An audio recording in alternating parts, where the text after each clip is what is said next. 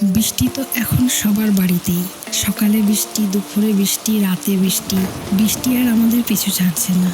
তাই এই সময় ঝিরঝিরি বৃষ্টি, হালকা হাওয়া, এইরকম সময় যদি একটা এই ধরনের রেসিপি হয় তাহলে তো সবার ভালো লাগবেই। নমস্কার, পরমেশের রান্নাবান্না চ্যানেলে আপনাদের সবাইকে স্বাগত। প্রথমে আমি এখানে পটলগুলোকে কেটে নিয়েছি, আলু, বিট, গাজর সব ডুমো ডুমো করে কেটে নিয়েছি।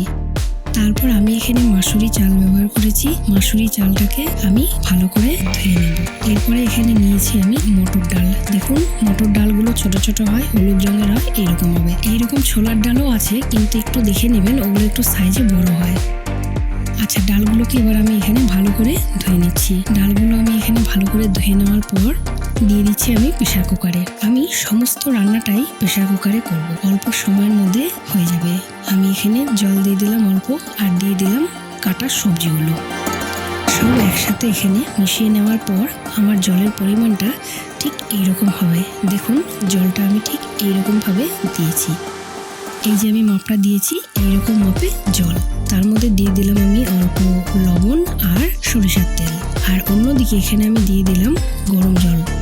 এখানে আমি 2টা সিটি দেওয়ার পর আমি এখানে নামিয়ে নিচ্ছি ঢাকনা খুলে। দেখুন, আমার এটা সুন্দর 2টো সিটি পড়ার পর চালটা এবং ডালটা, সবজিগুলো সুন্দরভাবে সেদ্ধ হয়ে গেছে। আমি একটু নাড়াচাড়া করে নিচ্ছি। এরপরে অন্যদিকে যে জলটা বসিয়ে দিয়েছিলাম, ওর থেকে অল্প একটু পরিমাণে জল আমি এখানে দিয়ে নাড়াচাড়া করে নিচ্ছি, কারণ আমার জলটা একদম শুকিয়ে গেছিল। এটা রথযাত্রার সময়, এই সময় তো সবার বাড়িতেই খিচুড়ি হয়। খিচুড়ি, পাঁপড় ভাজা, এগুলো তো থাকেই।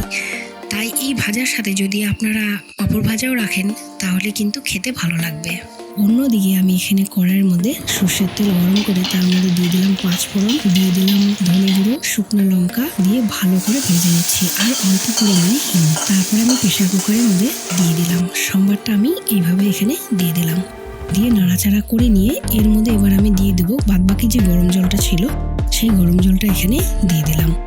দিয়ে এবার আমি ভালো করে নাড়াচাড়া করে নিচ্ছি। ভালো করে আমার নাড়াচাড়া হয়ে গেছে। এর মধ্যে দিয়ে দিলাম হলুদ গুঁড়ো, পরিমাণ মতো লবণ, আর দিয়ে দিলাম গরম মশলা। দিয়ে এই পরিমাণে একটু গুড় দিলাম, দিয়ে ভালো করে নাড়াচাড়া করে নিলাম। একটু মিষ্টি মিষ্টি হবে, খেতেও ভালো লাগবে। দিয়ে আমি নাড়াচাড়া করে নিচ্ছি। এবার আমি দিয়ে দিলাম এর মধ্যে ঘি, দিয়ে ভালো করে নাড়াচাড়া করে নিলেই আমার এই খিচুড়িটা রেডি। খিচুড়িটা খেয়ে কেমন লাগলো অবশ্যই আমাকে কমেন্ট করে জানাবেন। অন্যদিকে আমি পটল আর আলুগুলো ভেজে নিচ্ছি। ভেজে নেওয়া হয়ে গেলে তারপরে আমি এইভাবে পরিবেশনটা করেছি। ভালো লাগলে লাইক করবেন, শেয়ার করবেন, কমেন্ট করতে ভুলবেন না। নতুন যারা আমার চ্যানেলে আছেন তারা অবশ্যই সাবস্ক্রাইব করবেন, তাহলে খিচুড়ির স্বাদটা আরও বাড়বে। ধন্যবাদ।